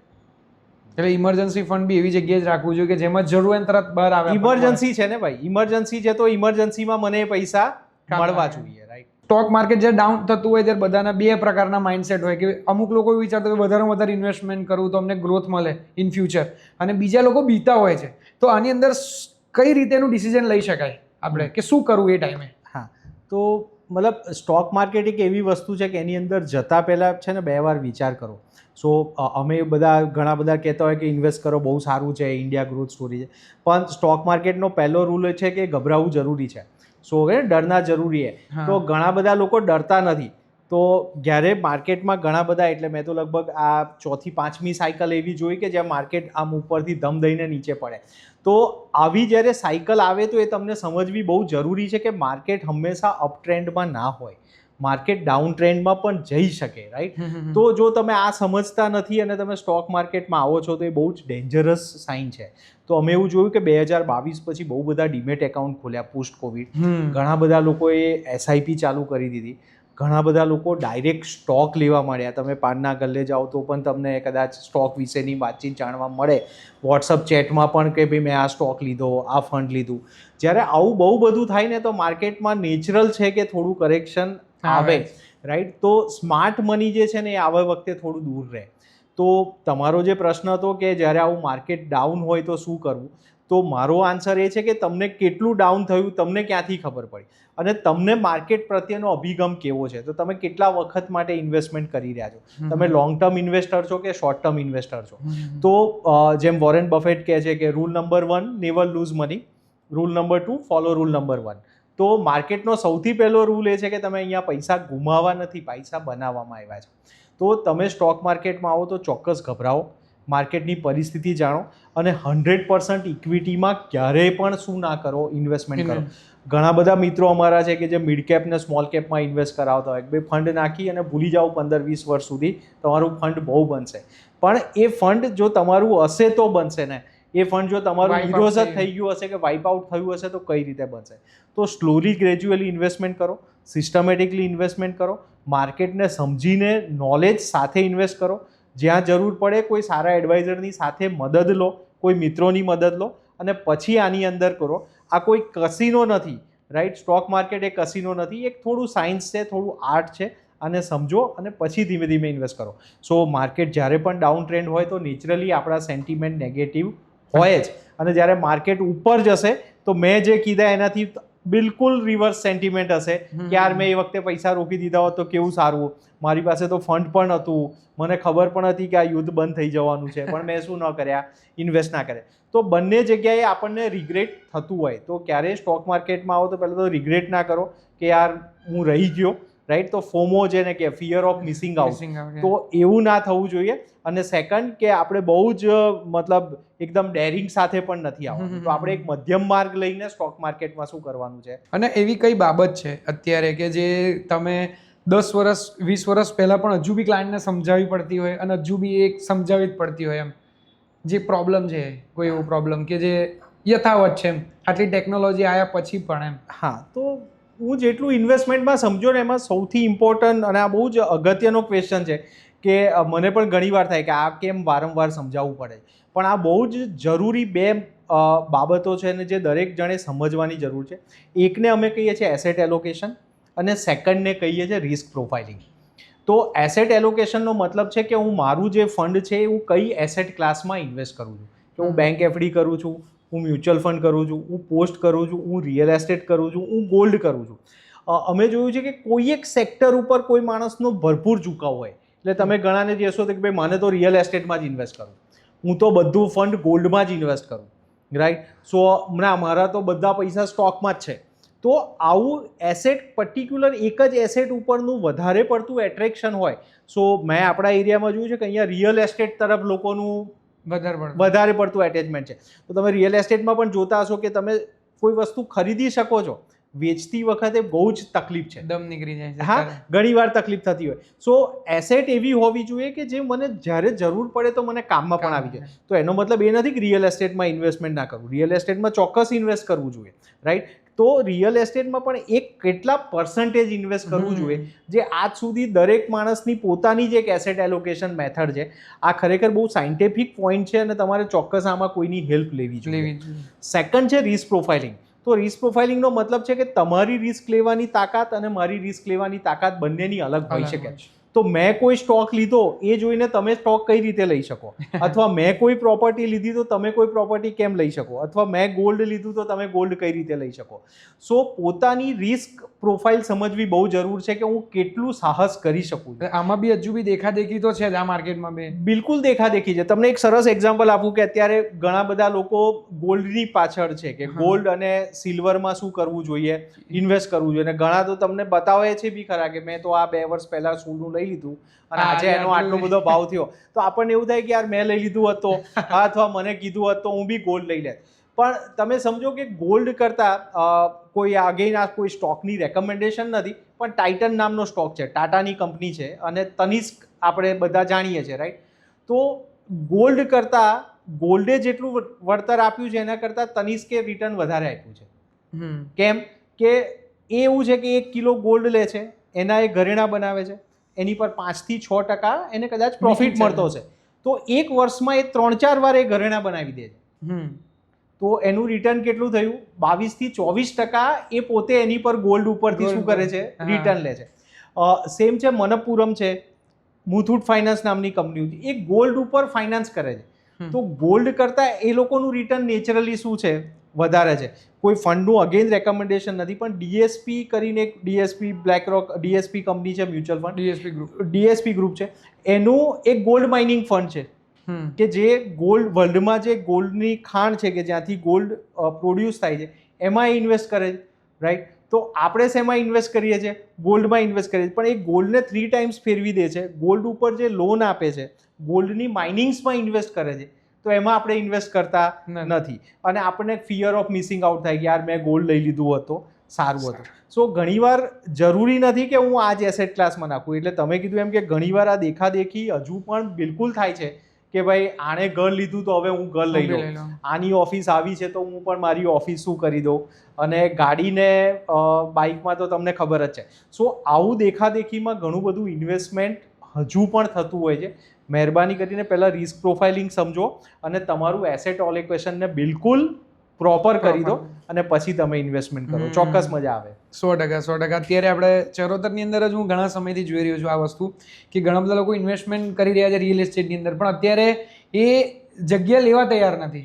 ઘણા બધા એવી બધી શોપ્સ છે, આણંદ વિદ્યાનગર રોડ પર પણ ઘણી બધી શોપ્સ એવી છે કે જે એનઆરઆઈ ઇન્વેસ્ટમેન્ટ તો કરી દીધું, પણ હવે એ લોકો વેચવા માટે ફરે છે પણ વેચાતી નથી. હા, તો એટલે રિયલ એસ્ટેટમાં પણ શું છે, એક સાયકલ છે. જેમ તમે સ્ટોક માર્કેટમાં ઇન્વેસ્ટ કરો એવી રીતે પણ રિયલ એસ્ટેટની સાયકલ છે. જો એટલે રિયલ એસ્ટેટની સારી વસ્તુ કહું તમને તો જમીન આટલી ને આટલી જ રહેવાની છે, રાઈટ, અને વસ્તી વધતી જાય છે. તો તમારી રિયલ એસ્ટેટના પ્રાઇસ આજે નહીં તો કાલે તો વધવાના છે, પણ તમે કયા એરિયામાં રિયલ એસ્ટેટ લો છો એ ઇમ્પોર્ટન્ટ છે. કયા સેક્ટર્સમાં તમે ઇન્વેસ્ટ કરો, એટલે કે કોમર્શિયલ પ્રોપર્ટી લો છો કે રેસિડેન્શિયલ પ્રોપર્ટી લો છો, તમે આને રેન્ટ માટે લઈ રહ્યા છો કે તમે એને સેલ્ફ કન્ઝ્યુમ કરવાના છો. આવા બધા, જો જેમ કે આપણો એરિયા છે તો ત્યાં આગળ રેન્ટ એટલા બધા નથી, રાઈટ. સપોઝ અમદાવાદ વડોદરા છે તો તમને રેન્ટલ યીલ્ડ બહુ મળે. સો તમને ત્યાં આગળ કોર્પોરેટ છે કે એ લોકોને ત્યાં આગળ ઘર ભાડે લેવા. અત્યારે આપણી પાસે અહીંયા 1 કરોડનું ઘર હોય તો પણ એનું તમે રેન્ટ જુઓ તો તમને 25,000 એનાથી વધારે રેન્ટ ના આવે. તો આપણે જો એ પર્પઝથી રોકતા હોઈએ તો વસ્તુ ખોટી છે. પણ જો તમે એવું વિચારતો કે હું એક ઘર લઈ લઉં અને નેક્સ્ટ 15-20 યર્સ માટે રાખીશ અને પછી એને સેલ કરીશ, ડેફિનેટલી એના સારા પ્રાઇસ આવે. સો જે ઉતાવળે કે દેખાદેખીમાં ઇન્વેસ્ટમેન્ટ થઈ રહ્યું છે રિયલ એસ્ટેટમાં એ બહુ જ ડેન્જરસ છે. બીજું એક રિયલ એસ્ટેટમાં એડવાન્ટેજ પણ છે ને ડિસએડવાન્ટેજ છે કે બહુ ઓછા રૂપિયાથી તમે બહુ મોટી પ્રોપર્ટી શું કરી શકો છો, ખરીદી શકો છો. ભાઈ EMI તમને અવેલેબલ છે તો તમે 25 લાખનું ઘર લઈ લીધું કે 50 લાખનું, પણ એની સામે તમે નેક્સ્ટ 15-20 યર્સ તમે EMI પણ ભરવાના છો. એ પણ તમારે ચોક્કસ શું રાખવાનું છે, યાદ રાખવાનું છે. તો અત્યારે એક ઝેન્ઝીનો જમાનો ચાલે છે કે એમનું માઇન્ડસેટ આખું અલગ છે બધા કરતા, ડુ ઇટ યોર સેલ્ફ એમ. અને અત્યારે બધા લોકો વિચારતા હોય છે કે ભાઈ અમે કોઈ એડવાઇઝર કેમ રાખીએ, એવું વિચારતા હોય છે બધા. જો અમને ઇન્સ્ટાગ્રામ પરથી ને રીલ્સ પરથી જ બધી ઇન્ફોર્મેશન મળી જતી હોય તો પછી એડવાઇઝર કેમ રાખીએ, એવું બધાનો ક્વેશ્ચન્સ હોય છે. તો એની અંદર કેવી રીતે શું વિચારવું જોઈએ એ લોકોને? વિચાર આમ તો સાચો પણ છે ને ખોટો પણ છે, બંને આના આન્સર છે. સાચો એટલા માટે છે કે કંઈ નાની નાની વસ્તુ માટે એડવાઇસ લેવા ના જવાય એડવાઇઝર પાસે, રાઈટ? તો ડુ ઇટ યોર સેલ્ફ ખોટું પણ નથી. તો અત્યારે ઇન્સ્ટાગ્રામ છે, ફેસબુક છે, લિંક્ડઇન છે, ઘણા બધા પ્લેટફોર્મ્સ છે જ્યાં ઘણા બધા કન્ટેન્ટ ક્રિએટર્સ, ઘણા બધા ફાઇનાન્શિયલ પ્લાનર, વેલ્થ મેનેજર્સ બહુ સારી વસ્તુઓ મૂકી રહ્યા છે કે એ નોલેજનો ઉપયોગ કરીને જો તમે તમારામાં પોતાના ઇન્વેસ્ટમેન્ટ પેટર્ન માટે અથવા સેવિંગ્સ માટે અથવા પ્લાનિંગ માટે યુઝ કરો તો ડેફિનેટલી સારું છે. પણ આનો એક બીજો કાઉન્ટર પણ છે પ્રેમલભાઈ, કે સપોઝ તમે કોઈ એક ઓપરેશન છે એ યુટ્યુબ પર 100 વાર કોઈ ડૉક્ટરને કરતા જુઓ તો 101મી વાર તમે જાતે ન કરી શકો, રાઈટ? તો એના માટે તમારે 5-5.5 વર્ષ ભણવું પડે, પછી ઇન્ટર્નશીપ કરવી પડે, પછી તમને MD-MS થવું પડે, 200-500 સર્જરી કરો, પછી કોઈ ક્લાયન્ટ કે પેશન્ટ તમારી પાસે આવે. તો જ્યાં કોમ્પ્લિકેટેડ વસ્તુ છે ને ત્યાં મહેરબાની કરીને યુટ્યુબ પર ના છોડો. કે મારા બાળકનું યુએસમાં ભણવા માટે કેટલું ફંડ હોવું જોઈએ, કે સપોઝ મને રિટાયરમેન્ટ છે તો મારું કેટલું કોર્પસ હોવું જોઈએ, અથવા હું રિટાયર્ડ થઈ ગયો છું અને મારી પાસે 3 કરોડ રૂપિયા છે, હવે શું કરવું જોઈએ? તો ડેફિનેટલી આ એક કોમ્પ્લિકેટેડ પ્રોબ્લેમ છે, સમજવાની જરૂર છે. આમાં કોઈ DIY ચાલે જ નહીં. તમે કોઈ સારા એડવાઇઝર પાસે ચાલ્યા જાઓ અને હેલ્પ લેવામાં કોઈ ખરાબી છે નહીં. તો જ્યાં DIY થતું હોય ચોક્કસ કરો, રાઈટ? કે થોડો તાવ આવે ને આપણે કોઈ કેમિસ્ટ પાસે જઈને એક દવા લઈ લઈએ તો ચાલે, પણ જો વધારે રોગ હોય તો આપણે ચોક્કસ ડૉક્ટર પાસે જવું પડે. તો તમારી ઇન્ટેન્સિટી શું છે, પ્રોબ્લેમ શું છે, ક્વેશ્ચન શું છે, રાઈટ? કે તમને કઈ મૂંઝવણ છે, એ મૂંઝવણ માટે તમે ચોક્કસ એના એક્સપર્ટ પાસે ચાલ્યા જાઓ. બીજું કે આમાં be one size doesn't fit all, right? કે ઘણા લોકો ઇન્સ્યોરન્સના એક્સપર્ટ હોય છે, ઘણા લોકો સ્ટોક માર્કેટના એક્સપર્ટ હોય છે, ઘણા મ્યુચ્યુઅલ ફંડના એક્સપર્ટ હોય છે. તો ઘણીવાર શું થઈ જતું હોય કે એકબીજામાં બધું મિક્સ થઈ જતું હોય. તો તમને ઇન્સ્યોરન્સની જરૂર છે ને તમે મ્યુચ્યુઅલ ફંડવાળા પાસે જાઓ છો, તમને મ્યુચ્યુઅલ ફંડની જરૂર છે ને તમે રિયલ એસ્ટેટ એજન્ટ પાસે જતા રહો છો, તમને ગોલ્ડ લેવું છે અને તમે સ્ટોક માર્કેટવાળા પાસે જાઓ છો. તો તમને જોઈએ છે શું, એ પ્રમાણે તમારા એડવાઇઝરને તમે પસંદ કરો અને એ બાજુ જવાની તમે શું કરો, કોશિશ કરો. આમાં સૌથી મોટી ડેન્જરસ એ છે કે જો ખોટા ડૉક્ટર પાસે જશો ને તો ખોટી તકલીફો થઈ જશે. તો તમારી તકલીફ સમજી અને એ ફિલ્ડના એક્સપર્ટ પાસે તમે જવાની શું કરો, કોશિશ કરો. ભારતની સિચ્યુએશન એવી થઈ ગઈ છે કે સારા ગુરુ શોધવા પણ અઘરા છે અને સારા ફાઇનાન્શિયલ પ્લાનર શોધવા પણ અઘરા છે. તો એ ટાઈમે મારા જેવો કોઈ વ્યક્તિ હોય કે કોઈ બી વ્યક્તિ હોય એને એક સાચું વ્યક્તિ શોધવું હોય કે જે એનો પ્લાન પ્રોપર, એના લાઈફનો પ્લાન, એનો ફાઇનાન્શિયલ પ્લાન સેટ કરી આપે. તો એવી કઈ રીતે શોધું, કેવી રીતે ઓળખો કે ભાઈ આ મારા માટે બેસ્ટ છે? કારણ કે અત્યારે તો ઇન્ડિયાની અંદર ગલીએ ગલીએ બધા એજન્ટ્સ ફરી જ રહ્યા છે. સાચો પ્રશ્ન છે. અને જ્યારે આપણું પ્રોબ્લેમ ઓફ પ્લેન્ટી છે કે ને કે ઘણા બધા લોકો છે, તો ભાઈ આમાંથી તમે તો ધાર્મિકતાની વાત કરી કે ભાઈ બહુ બધા લોકો ગુરુ છે ને પોતાની જાતને પ્રોજેક્ટ પણ ગુરુ તરીકે કરતા હોય કે ભાઈ હું તને આ પ્રોબ્લેમમાંથી બહાર કાઢી લઈશ. પોઈન્ટ એ છે કે સૌથી પહેલાં તો આપણે જોવાનું છે કે મારી સામે જે માણસ છે અથવા હું જેને મારી સાથે લઈ રહ્યો છું એનો એક્સપિરિયન્સ શું છે. સેકન્ડ, તમે જુઓ કે એનું ક્વોલિફિકેશન શું છે, રાઈટ? આપણે ડૉક્ટર પાસે જઈએ તો વારંવાર ડૉક્ટરના એક્ઝામ્પલ એટલે આપી રહ્યા છે કે આ એક આપણને બહુ સમજની વસ્તુ છે કે ભાઈ આ ડૉક્ટર શું ભણેલો છે, કેટલા વર્ષોથી આ ડૉક્ટર સાહેબ અહીંયા આગળ આપણે ત્યાં સેવા આપી રહ્યા છે. તો એક્સપિરિયન્સ અને એજ્યુકેશન આ બંને વસ્તુ બહુ પાયાની વસ્તુ છે. આમાં ઘણા બધા લોકો એવા પણ નીકળી આવ્યા છે કે જેની પાસે બેઝિક ક્વોલિફિકેશન પણ નથી અને આ ફિલ્ડમાં આવી ગયા છે. તો એક્સપિરિયન્સ ને એજ્યુકેશન જોયા પછી થર્ડ વસ્તુ તમે એનું પ્રોફેશનલિઝમ ચેક કરો કે આ માણસ એ કેટલો પ્રોફેશનલ છે, મારું જે ફંડ છે એને એ સિક્રેટ રાખશે કે નહીં, મને એ સમજી શકશે કે નહીં, મારા જેવા કેટલા લોકોને એ સર્વિસ આપી રહ્યો છે, એનું સ્ટોક માર્કેટમાં અને ફાઇનાન્શિયલ પ્લાનિંગમાં કેટલા વર્ષોનો અનુભવ છે. આ બધું જોયા પછી તમે એક એડવાઇઝરની શું કરી શકો, પસંદગી કરી શકો. એટલે ઘણી વાર આપણે ત્યાં કેવું થતું હોય કે કોઈની ઓળખાણથી આપણે કોઈ એડવાઇઝર લઈ લેતા હોઈએ કે ભાઈ આણે ત્યાં ઇન્વેસ્ટ કર્યું છે તો હું પણ ત્યાં ઇન્વેસ્ટ કરી લઉં. તો આવું આપણે ડૉક્ટરમાં કરીએ છીએ, આવું આપણા બાળકના એજ્યુકેશનમાં કરીએ છીએ? તો જવાબ મળે ના, કે ના, હું તો પહેલાં જઈશ, સ્કૂલ જોઈશ, કેવી સ્કૂલ છે, કેવા શિક્ષક છે.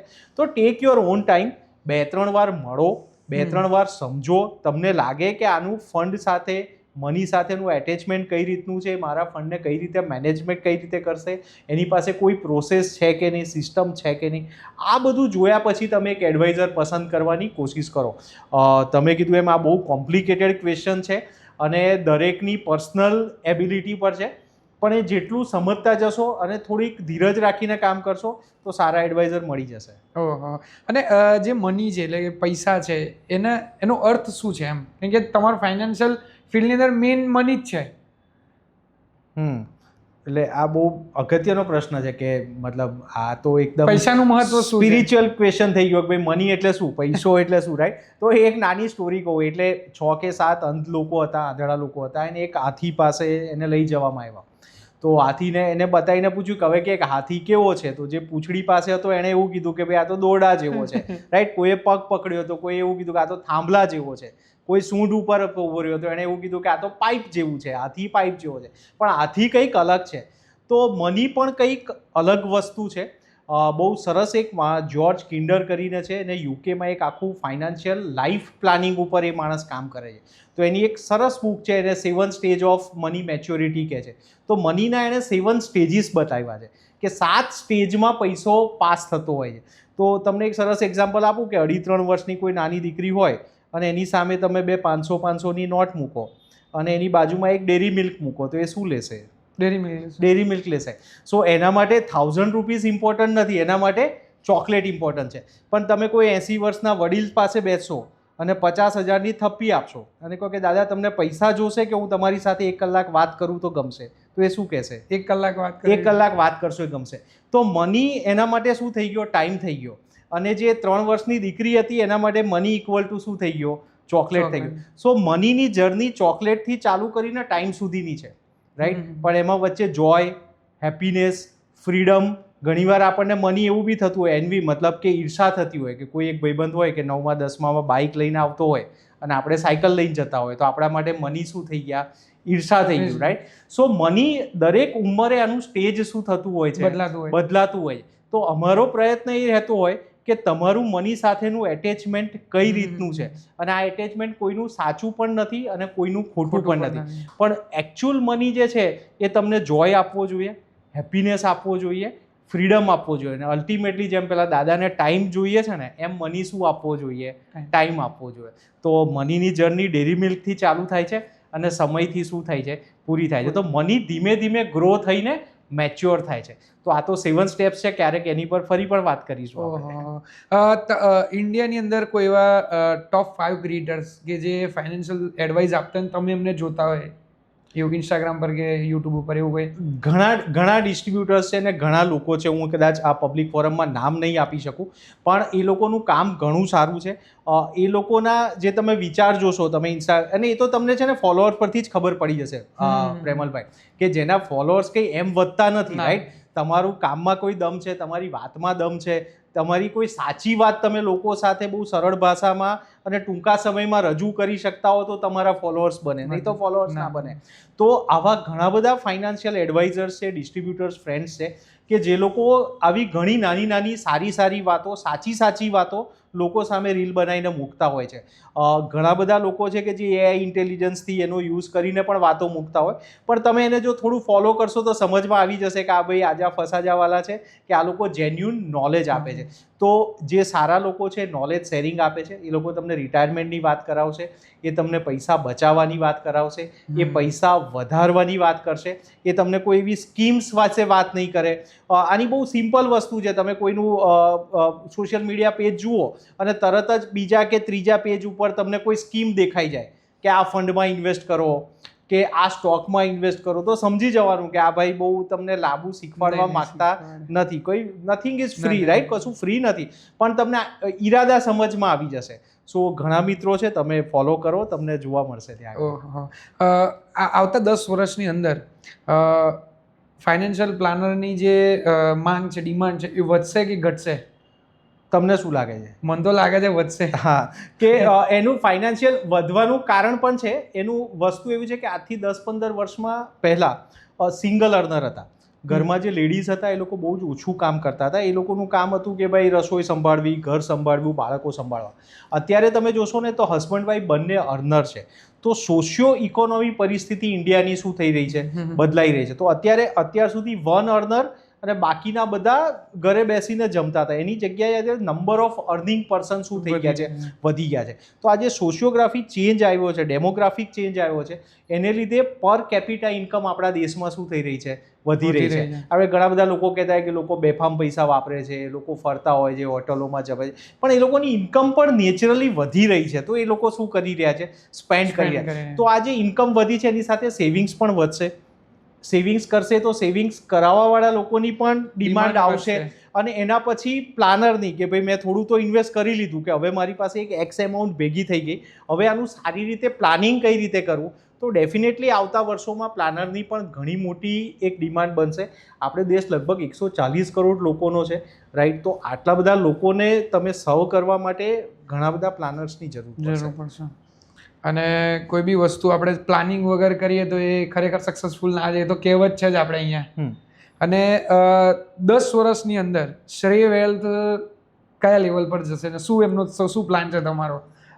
શ્રેય વેલ્થ ક્યાં જશે મને નથી ખબર, પણ શ્રેય વેલ્થમાં અમને ચોક્કસ ખબર છે કે અમે લગભગ 500 લોકોના સ્વપ્ન પૂરા કરીએ છીએ.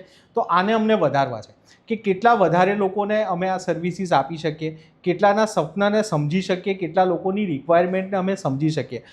મની જેમ મેં તમને કીધું, એક મારા માટે કોઈ ચોક્કસ એવો કોઈ પ્લાન નથી કે મને આટલો આ રૂપિયા ભેગા કરવા છે કે આટલા ક્લાયન્ટ ભેગા કરવા, પણ એમ આઈ હેલ્પિંગ ધ પીપલ. હું લોકોને મદદ કરી રહ્યો છું કે નથી કરી રહ્યો, એ મારો ને મારી ટીમનો મેઇન ઓબ્જેક્ટિવ હોય છે. અમે સમજવાની કોશિશ કરીએ છીએ કે ક્લાયન્ટ્સની ફ્યુચર નીડ કઈ છે, એના ફ્યુચર ગોલ્સ કયા છે. અને આને જેમ જેમ સમજતા જઈશું, અમને ડેફિનેટલી માનવું છે કે આમાં બહુ જ જગ્યા છે, બહુ સ્પેસ છે, બહુ જ ડિમાન્ડ છે. કદાચ અમે એટલી જગ્યાએ પહોંચી પણ નથી શકતા અને એટલા લોકોને સમજાવી પણ નથી શકતા, પણ આવા માધ્યમથી ઘણા બધા લોકો સાથે અમે એક સાથે વાત કરવાની શું કરતા આવીએ છીએ, કોશિશ કરતા આવીએ છીએ. પણ ડેફિનેટલી નેક્સ્ટ 10 યર્સમાં ઇન્ડિયાનું માર્કેટ પણ એટલું ગ્રો થશે, સાથે અમે પણ ગ્રો થઈશું. ઓહો. અને ઇન્ડિયાની ઇકોનોમી વિશે આપણે વાત કરીએ તો અત્યારે તો હમણાં જસ્ટ કમ્પ્લીટ થયું, હવે એવું કહે છે. તો એમાં શું ફેરફાર, આ 6 મહિનાની અંદર શું ફેરફાર આવ્યા અને હજુ બીજા 6 મહિનામાં શું ફેરફાર આવવાની શક્યતા કરી માર્કેટની અંદર? તો આ છે ને, દરેક પ્રશ્ન એક ઓપોર્ચ્યુનિટી લઈને આવતો હોય છે. જેમ થોડા પાછા જઈએ તો કોરોના હતું, તો એ વખતે આપણી હેલ્થકેર સિસ્ટમ એટલી સ્ટ્રોંગ નથી, રાઈટ. અને અત્યારે તમે જુઓ તો હેલ્થકેર સિસ્ટમમાં ઘણા બધા સુધારા આવ્યા છે. હાઇજીન રિલેટેડ તમે જુઓ, સ્વચ્છતાને રિલેટેડ જુઓ, લોકોની પોતાની લાઈફસ્ટાઈલ જુઓ, તો લોકોએ ઘણી બધી ઇમ્પ્રૂવ કરી આફ્ટર કોરોના. સો આ યુદ્ધમાં આપણે તો 100% ડિપેન્ડ હતા, રાઈટ, કે આપણે તો ઇમ્પોર્ટ કરીએ છીએ ઓઇલ. તો સૌથી ખરાબ પરિસ્થિતિ આખા વર્લ્ડમાં હોય ને તો આપણી હતી. અને એ તમને સ્ટોક માર્કેટમાં પણ દેખાય. છેલ્લે તો આપણને બીક પણ લાગીને પેટ્રોલ પંપની લાઈનો પણ આપણે જોઈ, રાઈટ. તો આ પ્રોબ્લેમ ડરવા જેવો હતો. ઘણા લોકો શરૂઆતમાં કહેતા હતા કે આમાં ડરવા જેવું કંઈ નથી, પણ હું પહેલેથી કહેતો કે ડરવા જેવું છે, કારણ કે પેટ્રોલ આપણે બીજા પર ડિપેન્ડન્ટ છે. સો આપણે એનર્જી ડિપેન્ડન્ટ છે. મને એવું લાગે છે કે આ પ્રોબ્લેમ પછી આપણે એનર્જી ઇન્ડિપેન્ડન્ટ થવાની કોશિશ કરીશું. લગભગ દરેક રૂફ ઉપર આપણને સોલર રૂફટેપ જોવા મળશે. ઇલેક્ટ્રિક વ્હીકલ્સની ડિમાન્ડ ઘણી મોટી વધવી જોઈએ અને વધશે પણ ખરી. ઓલ્ટરનેટ એનર્જી જેમ કે વિન્ડ એનર્જી છે, સોલર એનર્જી છે, આની પર પણ આપણે એક વધારે મહેનત કરવી પડશે, કામ કરવી પડશે. આપણે તો વિષુવવૃત્તના પ્રદેશમાં છીએ, એટલે અહીંયા ભગવાનની દયાથી સૂર્યપ્રકાશ અદ્ભુત મળે છે, પૂરતો મળે છે. તો એ સોલર એનર્જીનો આપણે મેક્સિમમ કેટલો યુઝ કરી શકીએ. તો આ ખરેખર બહુ મોટો પ્રોબ્લેમ હતો, પણ મને એવું લાગે છે કે આને આપણે ઓપોર્ચ્યુનિટીમાં કન્વર્ટ કરી શકશું. નેક્સ્ટ 3 to 5 યર્સમાં આપણે એક એનર્જી સેક્ટરમાં એક અલગથી બૂમ લાવવી જ પડશે, અને એમાં દેશ આગળ વધશે એવું મને લાગે છે. અને શ્રેય વેલ્થ અને બીજી કોઈ કંપની હોય લાઈક જે ફાઇનાન્શિયલ ઇન્વેસ્ટમેન્ટ કરાવતી હોય, તો શ્રેય વેલ્થ કઈ રીતે અલગ પડે છે માર્કેટની અંદર? કોઈ એવું કે ભાઈ એનાથી કોઈ પર્સન હોય કે જેમ કે હું ત્યાં બધું સમજીને આવ્યો છું, તમારે ત્યાં પણ બધું સમજી ગયો છું, પણ હું તમારી જોડે જ આવીશ, એવું શું છે તમારી જોડે? આ એવી વસ્તુ છે કે અગેન આ એક પર્સનલ ક્વેશ્ચન અથવા એક પર્સનલ ચોઇસની વસ્તુ હોઈ શકે કે એની સાથે પણ ઇમ્પોર્ટન્ટ વસ્તુ છે કે અમે ક્લાયન્ટ સાથે કનેક્ટ થઈ શકીએ છીએ કે નહીં, હું તમને સમજી શકું છું કે નહીં, એ સૌથી અગત્યની વસ્તુ છે. સેકન્ડ કે અમે મતલબ હું ઘણીવાર કહેતો કે અહીંયા તો ફાફડાનો પ્રદેશ છે ને આપણે અહીંયા ફાઇનાન્સની વાતો કરીએ છીએ, રાઈટ? તો ઘણા લોકોને આ બાયનાન્સ બહુ બોરિંગ સબ્જેક્ટ લાગતો હોય છે, તો અમે ક્યાંય એને સરળ ભાષામાં સમજાવી શકીએ છીએ કે નહીં. ઘણીવાર મેં જોયું છે કે લોકો એટલું બધું કોમ્પ્લિકેટેડ સોલ્યુશન આપતા હોય છે તો એનાથી ક્લાયન્ટ કન્ફ્યુઝ થઈ જાય કે ભાઈ મને કરવાનું છે. હું જોઉં તો ઘણીવાર 25-30 મ્યુચ્યુઅલ ફંડ્સ એની પાસે હોય, 40-50 સ્ટોક્સ એણે લઈ લીધા હોય, તો એને ખુદને જ ખબર નથી કે ક્યાં ઊભેલો છે. તો અમારી જે યુએસપી કહો કે અમારું જે મેઇન પર્પઝ છે કે અમે બને એટલું સિમ્પલ કરવાની કોશિશ કરીએ છીએ. સેકન્ડ અમારો છે કે એને સિમ્પલ થયા પછી એ ક્લાયન્ટને નોલેજ આપવાની કોશિશ કરી લે. એવું નહીં કે આ વસ્તુ હું મારી પાસે રાખવા માગું છું, હું ક્લાયન્ટને સમજાવવા માગું છું કે મેં શું કર્યું છે તારા ફંડ સાથે. મેં લાર્જ કેપમાં ઇન્વેસ્ટ કરાવ્યા છે, મિડ કેપમાં કરાવ્યા છે, ડેટ ફંડ લીધા છે, કેમ લીધા છે. તો ક્લાયન્ટ પોતે પણ એના મની ઉપર શું રહે, કંટ્રોલ કરે. અને થર્ડ અને જે સૌથી મોટી ઇમ્પોર્ટન્ટ વસ્તુ છે કે જે દરેકે સમજવાની જરૂર છે કે આ જે હું ફંડ ઇન્વેસ્ટ કરી રહ્યો છું અથવા જે કંઈ પણ મારું ઇન્વેસ્ટમેન્ટ છે, હું કંઈ આખી જિંદગી રહેવાનું નથી. આ ફંડ મારી નેક્સ્ટ જનરેશન સુધી કોણ પહોંચાડી શકશે. અમે એટલા ઘણા બધા કેસ જોયા છે કે જ્યાં આગળ નોમિનેશન અપડેટ નથી હોતું, પાછળ કોની પાસે ફંડ જવાનું એ જરૂર ખબર નથી હોતી, મેં ક્યાં ક્યાં ઇન્વેસ્ટ કર્યા છે એ મને એક સિંગલ પેપર પર અવેલેબલ નથી. તો આ એટલું સરળ હોવું જોઈએ કે હું કોઈને પણ ક્વેશ્ચન કરતો હોઉં કે ભાઈ તમારી પાસે જે કંઈ છે એ તમે એક સાદા પેજ ઉપર લખી શકો છો. તો જો એક પેજની અંદર તમારો પ્લાન પૂરો થતો હોય તો તમે સારું ઇન્વેસ્ટમેન્ટ કરો. તો અમે કોશિશ એવું નથી કરતા કે તમને કોઈ ફંડ કે સ્ટોક કે ઇન્સ્યોરન્સ કે કાંઈ સેલ કરીએ. તમારી લાઈફને વધારે ઓર્ગેનાઇઝ કરવામાં અમે મદદ કરીએ છીએ, એને સિમ્પલ કરવામાં મદદ કરીએ છીએ, અને ભગવાન ના કરે કોઈ પ્રોબ્લેમ થાય તો એને નેક્સ્ટ જનરેશનને ઇઝીલી પહોંચાડવામાં મદદ કરીએ છીએ. મને નથી લાગતું કે બહુ ઓછા ગણ્યા ગાંઠ્યા લોકો આપણા પ્રદેશમાં આવું કંઈ કામ કરે છે. તો આ મારી યુએસપી છે. જોરદાર જોરદાર, ખરેખર બહુ જોરદાર વાત કરી દીધી. અત્યારે જ્યારે બધા એવું વિચારતા હોય છે કે ભાઈ આના પૈસા કેવી રીતે હું લઈ લઉં, એ સમયમાં તમે વિચારો છો કે કસ્ટમરને એટલે ક્લાયન્ટને કેવી રીતે આપણે પહોંચવું, એમ એના પૈસા એને સાચા રસ્તે દોડવા. તો હાર્દિક સર, અત્યારે દરેક વ્યક્તિ જ્યારે ઉઠે ને, હવે તો નાના છોકરાઓ બી એમ 18 વર્ષ પછી બધા વ્યક્તિઓ વિચારતા કે અમે કમાઈએ, સારા એવા પૈસા અર્ન કરીએ. જો બધા ભણતા જોબ કરતા હોય છે, અત્યારે બધા 3-3, 4-4 જોબ કરતા હોય છે, ઓનલાઈન જોબ કરતા હોય છે, કંઈક ને કંઈકથી પૈસા ભેગા કરવાનો પ્રયત્ન કરતા હોય છે. તો એ પૈસાને ટકાવી રાખવા માટે આપણે સારો એક ફાઇનાન્શિયલ પ્લાન કરવો જરૂરી છે. તો એના હજુ પણ મને લાગે ઇન્ડિયા હજુ પાછળ છે એ બાબતમાં. તો એમાં શું કરવું જોઈએ આપણે? પહેલાં તો એક છે ને, સારો પ્લાન બનાવી લેવો બહુ જરૂરી છે. બધી વસ્તુ કંઈ પ્લાનથી બનતી નથી, પણ તમને પ્લાન હોય તો તમને એક આગળની ડાયરેક્શન મળી જાય કે મને શું કરવું છે. હવે મોસ્ટલી પ્રોબ્લેમ શું થતો હોય પ્રેમલભાઈ, કે લોકો બહુ લાંબુ પ્લાનિંગ કરાવતા હોય કે મને 60 વર્ષે રિટાયર થઈશ તો શું થશે. હવે એની ઉંમર 25 વર્ષ છે ને તમે વાત શેની કરો છો 60 વર્ષની કરો. સો તમે એક શોર્ટ ટર્મ, મીડિયમ ટર્મ પણ એક પ્રોસ્પેક્ટિવને ધ્યાનમાં રાખો. જે નજીકના ગોલ્સ છે એને સમજવાની તમે શું કરો, કોશિશ કરો. તો આ પ્લાન જો તમે બનાવેલો હશે ને તો તમારી જાતને તમે ઓર્ગેનાઇઝ કરી શકશો. તો ફાઇનાન્શિયલ પ્લાનથી કોઈ બીજો એડવાન્ટેજ નથી, પણ તમે તમારી જાતને ઓર્ગેનાઇઝ કરી લેશો. મેં ઘણા બધા પ્લાન જોયા, બનાવ્યા અને સમજ્યો તો મેં જોયું ને કે માણસ મોટાભાગે ઓર્ગેનાઇઝ નથી હોતો. એનું એક ફંડ ક્યાંક એફડીમાં પડ્યું હોય, થોડું ગોલ્ડ પણ લીધું હોય, 2 કે 3 એડવાઇઝર જોડે એના મ્યુચ્યુઅલ ફંડ્સ પડ્યા હોય, કોઈ એક ડિમેટમાં સ્ટોક્સ પડ્યા હોય. આજે જ હું એક અંકલ સાથે વાત કરતો હતો, એમના 2 ડિમેટ છે. હવે એકમાં નોમિનેશન નથી અને એકમાં લગભગ 20-25 લાખના સ્ટોક્સ પડ્યા છે જેમાં નોમિનેશન જ નથી. તો આ બધી વસ્તુઓ તમે રહેતા ખરીદી લીધી, બને છે, પોસિબલ છે, રાઈટ? પણ હવે તો એને બધું ઓર્ગેનાઇઝ તમે ધીમે ધીમે શું કરી લો. તમારું રિયલ એસ્ટેટ છે તો રિયલ એસ્ટેટમાં તમારી પાસે એના જે બધા પેપર્સ રેડી હોવા જોઈએ, એ પેપર્સ છે કે નહીં. એનાથી પણ ઇમ્પોર્ટન્ટ છે કે તમે વિલ બનાવ્યું છે કે નથી બનાવ્યું, રાઈટ? તો આવા ઘણા બધા ફાઇનાન્શિયલ એસેટ છે. આપણે ઘણી બધી ફેમિલીને જોયું છે કે લોકો એસેટ તો ભેગી કરી લે છે, પણ સ્વિફ્ટલી નેક્સ્ટ જનરેશન સુધી એ લોકો શું નથી કરી શકતા, પહોંચાડી નથી શકતા. અને ઘણું બધું ફંડ છે એ વચ્ચેમાં જ ક્યાંક શું થઈ જતું હોય છે, વેડફાઈ જતું હોય છે. તો પ્લાન બનાવો અને એને ઓર્ગેનાઇઝ કરો. તો સર, આપણે એક રેપિડ ફાયરમાં જોડાઈ રહ્યા છે. હવે ચોક્કસ તમને એક ક્વેશ્ચન પૂછીશ, એનો તમારે એક લાઇનમાં આન્સર આપવાનો રહેશે. એક એવું પુસ્તક જે દરેક વ્યક્તિએ વાંચવું જોઈએ. Rich dead poor dead. Okay, મને ખબર હતી તમે એ જ બોલશો. આના સિવાય બીજા 2 બુક છે, પણ જો થોડા ભારે છે, પણ જો તમને સ્ટોક માર્કેટમાં ઇન્વેસ્ટ હોય તો સફળ નિવેશકમાં વિશાલ ખંડેલવાલની બુક છે બાઉન્ડલેસ. આ બુક તમને ચોક્કસ વાંચવી જોઈએ. એક એવી ખરાબ સલાહ કે જે તમે ફાઇનાન્શિયલ ફિલ્ડમાં બહુ જ સાંભળી હોય. ઇન્વેસ્ટ કરી દો. 1 લાખ મળે તો શું કરવું? 1 લાખ મળે તો બચાવી લેવા પહેલાં તો એને. ઓકે, કેશ કે યુપીઆઈ? Always UPI. સોનું કે મ્યુચ્યુઅલ ફંડ? બંને. બચત કે રોકાણ? રોકાણ. ઓકે. એક એવી આદત જે તમને સફળ બનાવે છે? ડિસિપ્લિન. ડન. બહુ જોરદાર આન્સર આપ્યા છે સર તમે.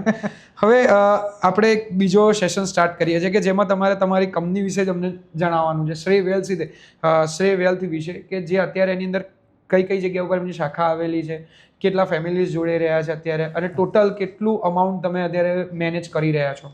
રાઈટ. તો શ્રેય વેલ્થ શરૂઆતથી શ્રેય વેલ્થની છે ને શરૂઆત મેં 2013થી કરી, એટલે લગભગ અમે 13 વર્ષ હમણાં જ પૂરા કર્યા શ્રેય વેલ્થના. અત્યારે અમારી પાસે 8 લોકોની ટીમ છે. અમારી ટીમની સૌથી મોટી એડવાન્ટેજ છે કે they are all very well qualified, એટલે MBA, CFP, ચાર્ટર્ડ વેલ્થ મેનેજર્સની મારી પાસે ટીમ છે. અમારી પાસે જે ઓપરેશન્સ એટલે બેક ઓફિસમાં જે લોકો સંભાળે છે એ લોકોનો એક્સપિરિયન્સ મોર દેન 15 યર્સનો છે. સો આ team not only depend on Hardik Joshi, પણ એક એન્ટાયર ઇકોસિસ્ટમ અમે ઊભી કરી છે કે જ્યાં ક્લાયન્ટના પર્સનલ પોર્ટફોલિયો પર અમે શું કરી શકીએ, એક સારી રીતે ધ્યાન આપી શકીએ. એપાર્ટ ફ્રોમ આનંદ, હવે અત્યારે અમે અમદાવાદ, વડોદરા અને મુંબઈ 3 જગ્યાએ કાર્યરત છે. 3 જગ્યાએ થઈને લગભગ અમે 500 ફેમિલી સાથે કામ કરીએ છીએ.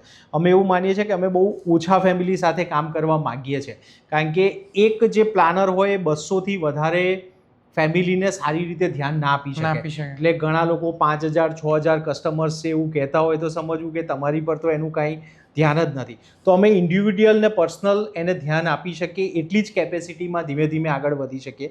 તો અમે બહુ ઓછા ક્લાયન્ટ સાથે કામ કરીએ છીએ, પણ 500 ફેમિલીઝ સાથે અમે કામ કરીએ છીએ. અમે એવા ફેમિલીઝ સાથે કામ કરવા માગીએ છીએ કે જેના પોતાના કોઈ ડ્રીમ્સ છે, પોતાના કોઈ ગોલ્સ છે, જે લોકો પોતે ઓર્ગેનાઇઝ થઈને વધવાની વાત કરે છે, જેનું રિટર્ન એક્સપેક્ટેશન બહુ જ સિમ્પલ ને સમજી શકાય એવું છે. આવા લોકો સાથે અમે કામ કરી અને એને હેલ્પ કરવાની કોશિશ કરીએ છીએ. મેં કીધું એમ કે અમારી પાસે કોઈ ક્લાયન્ટ્સ નથી, ઓલ આર ફેમિલી મેમ્બર્સ છે. સો અમને શ્રેય વેલ્થ એક પરિવાર જેવું લાગે છે અને આ પરિવારને અમે ધીમે ધીમે મોટું કરી રહ્યા છીએ. ઓહો, કોઈ એવી સલાહ કે જે અત્યારના યુથને તમારે આપવી હોય ફાઇનાન્શિયલ રીતે? ચોક્કસ. તો મેં કીધું એમ કે સૌથી પહેલું કે તમને એક હેબિટ પાડી દો. જો મને કોઈ 30 વર્ષ પાછું લઈ જાય અને જો મને કોઈ સલાહ આપવાનું કહે તો એમ કહે કે મેં મારી એક SIP 20 વર્ષની ઉંમરે કેમ સ્ટાર્ટ ના કરી, કે 22 વર્ષની ઉંમરે કેમ ના કરી. તો એની કિંમત હજી 12 કરોડ 15 કરોડ થઈ જાય. ઘણા બતાવે છે કે 15,000 રૂપીઝ ઇન્વેસ્ટ કરો, 15 વર્ષ માટે ઇન્વેસ્ટ કરો તો 15% રિટર્ન આવે તો તમારા 1 CR થઈ જાય. પણ એ કંઈ 1 CR ઇમ્પોર્ટન્ટ નથી, પણ એ જે તમારી 15,000ની હેબિટ છે એ ઇમ્પોર્ટન્ટ છે. સો સૌથી પહેલાં તો તમે સેવિંગ્સ અને ઇન્વેસ્ટમેન્ટની બિફોર સ્પેન્ડિંગ તમે એક તમારી હેબિટ કેળવી લો. તમારા આવતા વર્ષો, જેમ કે અત્યારે જેમ મેડિકલ સાયન્સ ઉપર જઈ રહ્યું છે એમ લોકોની લોન્જેટિવિટી વધી રહી છે. એટલે તમે જુઓ કે અત્યારે 80-90 વર્ષ તો લોકો આરામથી જીવી જતા હોય છે. સો તમે જો તમારી કરિયર 25 વર્ષે ચાલુ કરો ને તમે 25 વર્ષ કામ કરો છો તો તમે 50 એટલે મતલબ 25 વર્ષ કામ કર્યું પણ તમે જીવવાના છો 90 વર્ષ સુધી. સો તમારે 25 વર્ષની અંદર બીજા 40 વર્ષ ચાલે એટલું તમારે શું કરવાનું છે, ભેગું કરવાનું. તો આ એક બહુ જ ઇમ્પોર્ટન્ટ વસ્તુ છે કે જે લોકો થોડી ગુમાવી રહ્યા છે કે ભાઈ મારી લોન્જેટિવિટી ધીમે ધીમે શું રહી છે, વધી રહી છે. તો ચોક્કસથી બહુ ઝડપથી તમારું ઇન્વેસ્ટમેન્ટ સ્ટાર્ટ કરો, એક હેબિટ પાડી દો અને જેમ બને એમ ઝડપથી ફાઇનાન્શિયલ ઇન્ડિપેન્ડન્ટ થાવ અને અર્લી રિટાયર થઈ જાઓ. તો ખરેખર તમારી સાથે વાત કરવાની બહુ મજા આવી ગઈ અને ઘણું બધું શીખવા મળ્યું મને ઓન પોડકાસ્ટ. તો તમે પણ આખો પોડકાસ્ટ જુઓ, તમારા દરેક મિત્રોને આ વિડીયો શેર કરો અને તમને જે પોઈન્ટ છે જે બહુ ગમતો હોય, જે તમને શીખવા મળ્યો એ ખાસ કરીને કોમેન્ટ કરવાનું ભૂલતા નહીં. આ સાથે આપણે મળતા રહીશું, આવા નવા એપિસોડ તમારા માટે લાવવાનો છું. Thank you Hardik sir. Thank you very much.